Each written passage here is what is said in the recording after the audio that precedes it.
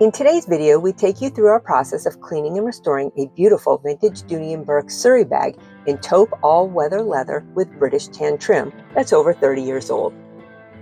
Given her age, she was in really nice condition. She has some typical vintage wear and some dryness throughout, so she just needed a cleaning, some conditioning, and a nice refresh.